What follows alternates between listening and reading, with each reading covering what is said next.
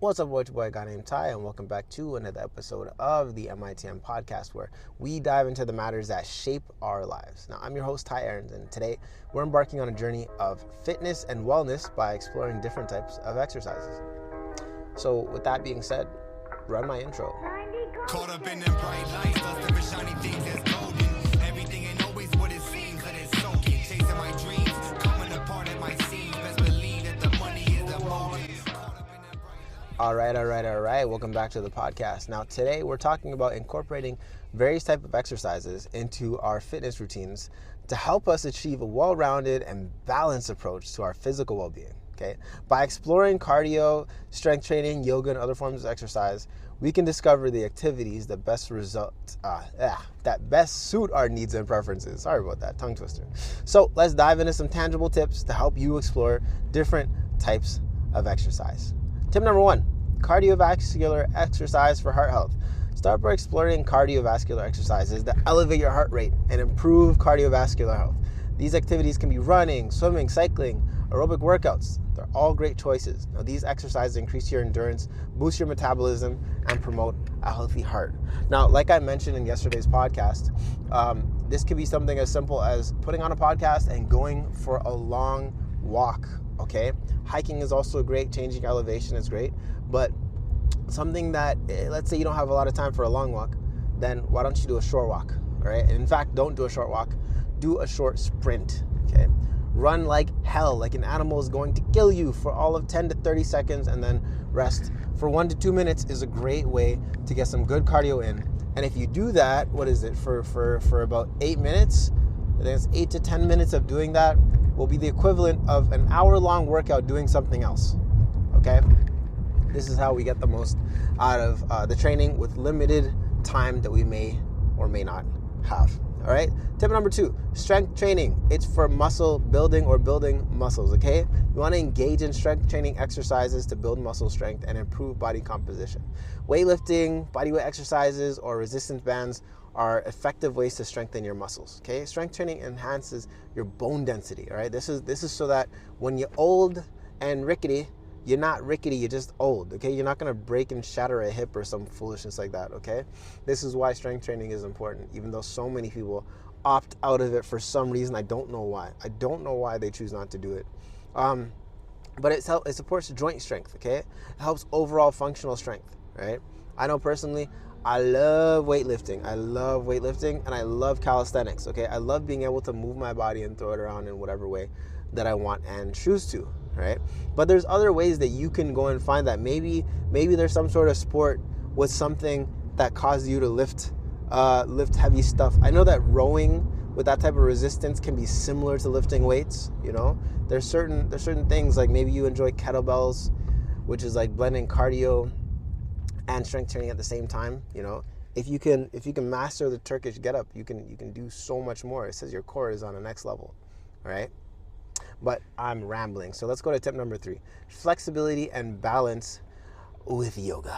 All right. You want to explore the world of yoga to improve flexibility, balance, and mental well-being. Okay. Yoga combines physical postures, breathing techniques, and mindfulness to enhance mind-body connection. Okay. Practicing yoga regularly can improve flexibility, promote relaxation, and enhance overall physical and mental balance. Now, every Saturday, I go to yoga at my local LA Fitness, all right? Every Saturday, I'm there, I'm stretching, I'm feeling good with all the old Asian ladies.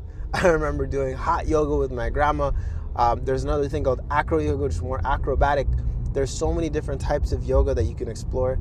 And like I mentioned in yesterday's podcast, there's a great resource called The Supple Leopard, which is an amazing book that I will suggest y'all check out to learn a little bit more. Okay, fast forward to tip number 4, functional training for everyday movements, right?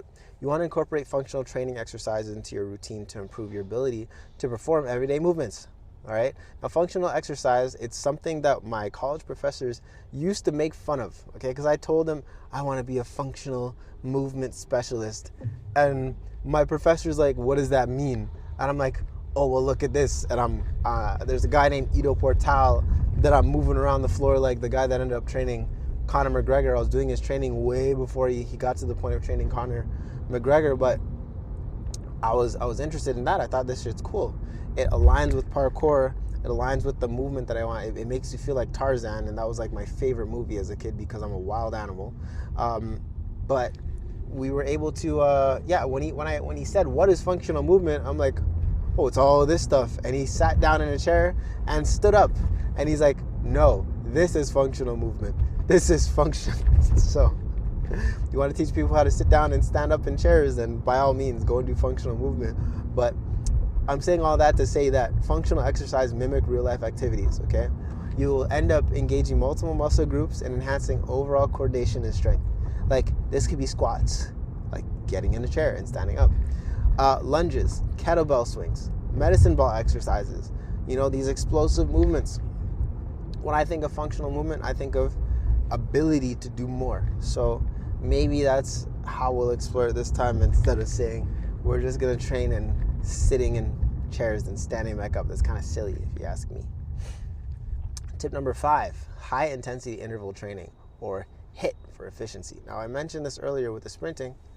This is what it was. This is what I was talking about. You want to explore high intensity interval training for a time efficient and effective workout. Okay? HIIT involves short bursts of intense exercise followed by brief recovery periods. It can be done with very exercise like sprints. Oh, pardon me. It's horrible. Action. So this can be done with various exercises like sprints, jumping jacks, or burpees. HIIT workouts boost cardiovascular fitness, burn calories, and improve metabolic health. Speaking of that, which is kind of wild, did you know you can go into an oxygen deficit? If you train hard enough, you can not only be in a metabolic and or caloric deficit, but you can be in an oxygen deficit, where your body is like, we used up all the oxygen that's stored in the body, and now we have to work hard to store more oxygen in the body. And it takes calories to store that oxygen in a body. So if you actually look at how to make a very efficient workout routine, one of the things you would do is you would start off with saying, okay, I need to lift this much weight to burn this much calories, to build this much muscle, to then maintain this base amount of caloric intake, etc., or caloric expenditure. And then you can go one level deeper, which is then saying, I'm going to go into an oxygen deficit. Okay, now with an oxygen deficit and your food deficit, your body is working while you're sleeping. And then when we tap back into the recovery, now there's real reason for recovery. Okay. Tip number 6, mind-body connection with Pilates. And you know what? There are a lot of benefits to Pilates. Like, it can improve core strength, flexibility, and body awareness, right? Pilates exercises can focus on controlled movements, emphasize core stability and alignment. This form of exercise can enhance posture, build long, lean muscle, and improve mind-body connection, right? And all of that is great, but there's a way to build mind-body connection. Fuck. Now, all of that is great and fine and dandy, but there's a way to build mind-body connection regardless of if you want to do Pilates or not, okay? It's just by focusing on the muscle. The more you focus on the muscle as you're doing the movement, the more mind-body connection that you're creating as you do the movement. Does that make sense? So this whole time we should be making mind-body connection with whatever it is that we're doing, all right? And I guess that brings us to the end of today's episode of the MITM podcast. Remember, exploring different types of exercises is a wonderful way to discover activities that resonate with your fitness goals and personal preferences. Once you've done that, you want to incorporate cardio, strength training, yoga, and functional training, and HIIT into your routine for a well-rounded fitness journey. Join me next time as we continue to explore the matters that shape our lives. Until then, just stay active, stay curious, and keep exploring the world of fitness. I'm your host, Ty Aarons, and make sure you click the link in the bio to check out the FBC challenge while it still exists. It will be gone very soon. Anyways, have a great day. Peace. Give 'em that creme de la creme whenever I spit that hot shit.